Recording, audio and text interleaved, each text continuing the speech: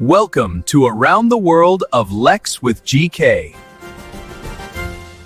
My dear friends, December in India is known for its climate. And also this is the season when new legislative proposals are brought before the parliament during the winter session. Recently, you should have heard about the opposition parties opposing the ruling party's decision to replace the Mahatma Gandhi National Rural Employment Act with the new Viksit Bharat Ji Ram Ji bill in the parliament. In this video, we are not going to discuss about the bill, but we are going to look in detail how a bill is shaped into an act by the constitutional proceedings. So what is a bill?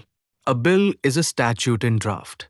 The draft, after going through examinations in the parliament, is sent to the president for assent to attain a legislative status.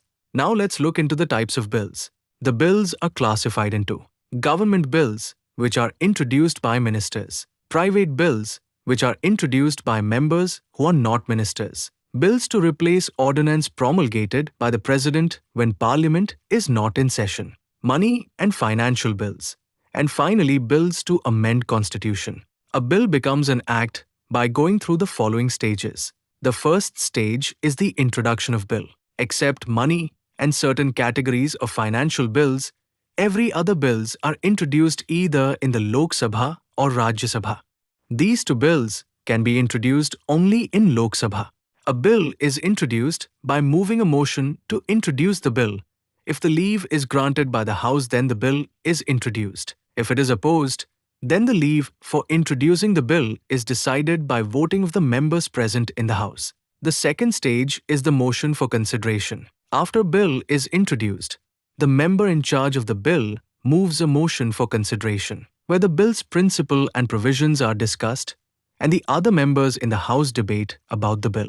If the House accepts the bill without any dissenting opinions, then the bill is presented for passing before the House. If there arises a situation for the examination of the bill or where the opposite members strongly oppose the bill, the member in charge of the bill may place the bill before the select committee of that House or before the joint committee of both the Houses. Or he may circulate the bill among the public and to states and union territories to elicit their opinion. The committee goes through each clause of the bill and takes evidence of associations, public bodies, and experts who are interested in the measure. After consideration, the committee submits its report to the House. The third stage is, after the report submitted by the committee, discussion takes place and the amendments to the bills are moved and adopted by the House. After that, the member in charge of the bill presents the bill for passing before the House. For an ordinary bill, a simple majority of members present and voting is sufficient. Where a bill has been passed by one House, it is transferred to the other House.